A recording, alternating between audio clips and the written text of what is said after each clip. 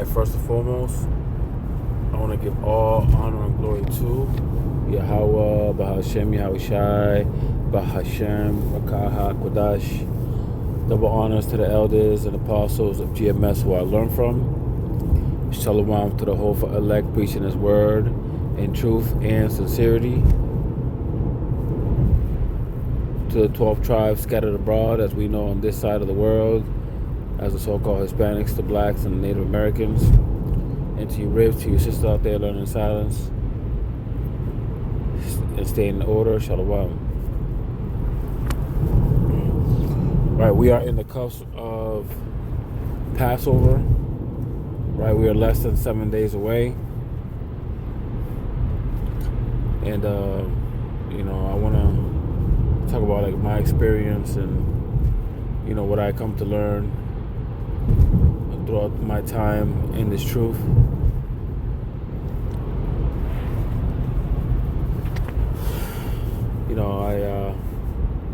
As you probably already know, or some might know, I used to be part of a camp named Sakari, and I learned Passover at first, so what Passover was or what it entailed through them.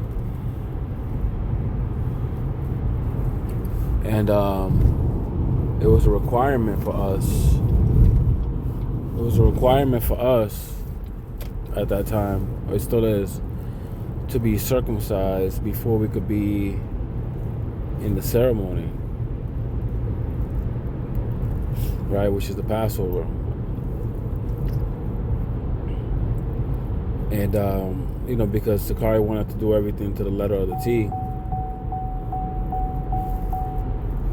right? They wanted to do everything according to the law.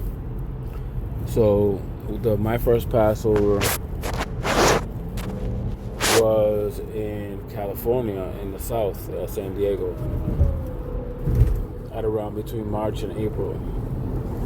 I forgot exactly I'm pretty sure it was March. But anyways, I live in Massachusetts, the Northeast, and March out here is about, right now we're looking at around 45, 40 degrees, sometimes 35 in March.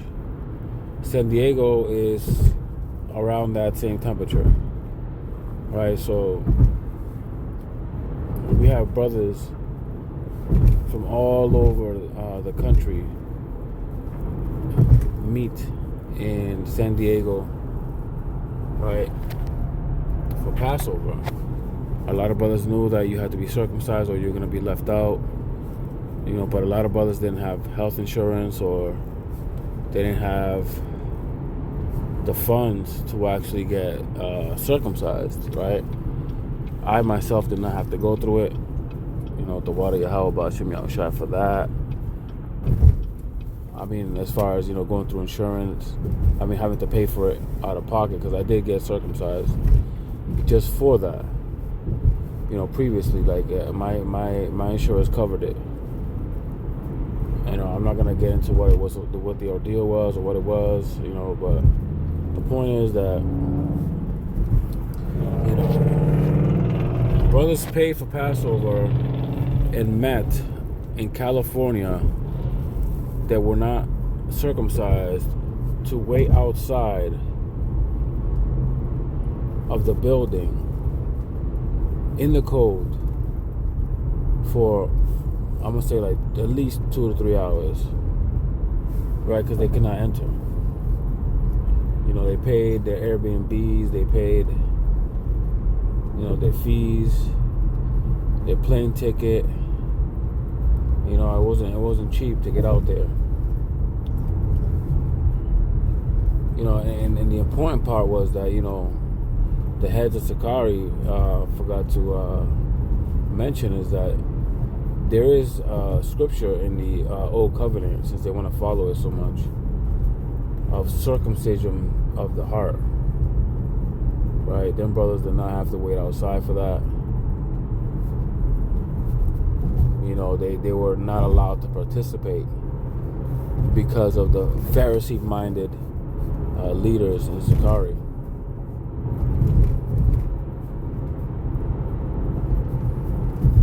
Right, you force them guys to get kicked out of the congregation. The scriptures say that he who does not observe the Passover, he shall be, let's just say, kicked out of the nation, so to speak. Right, since they want to go about the law so much, you practically kick that man out of the nation, according to your law, right, that you uphold so much.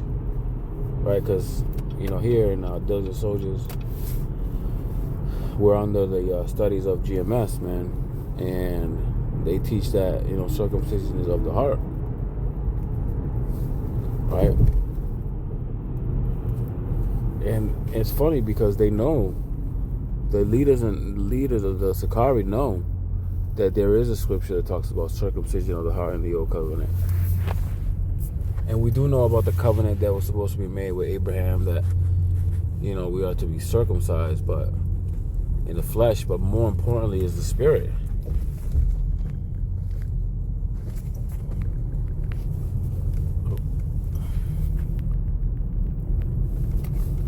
Salakia, I'm driving.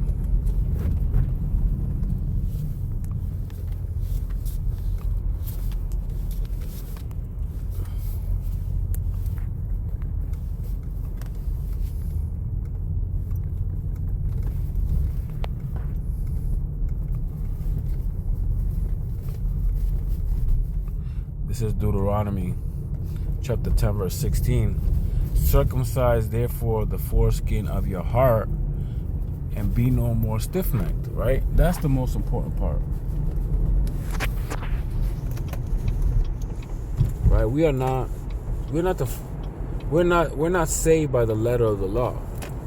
Right, we keep the law, but through faith our works are justified. Right, I know about James chapter 2, faith without works is dead, but at the end of the day, them brothers that will have to sit out there in the cold were, right, from what I could see, circumcised of the heart, because they had changed their ways. They repented from their worldly ways, man. They,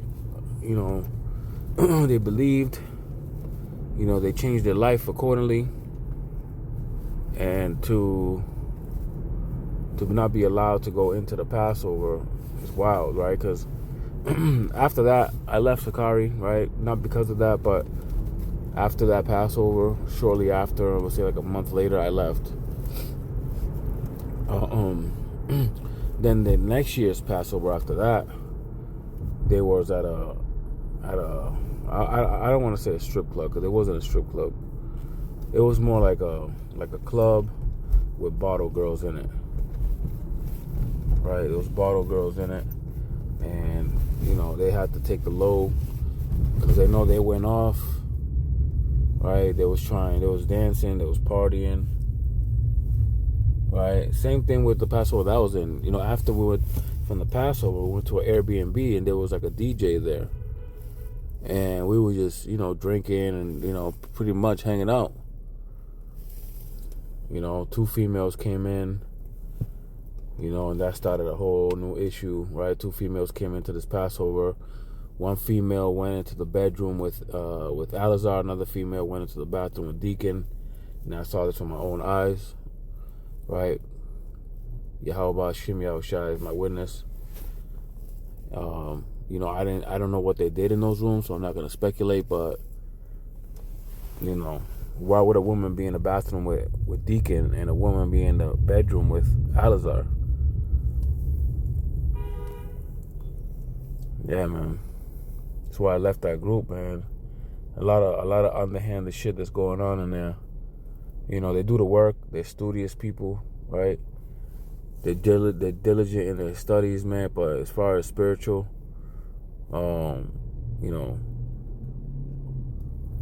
discernment, they're more like, they cater more to the 2/3, man.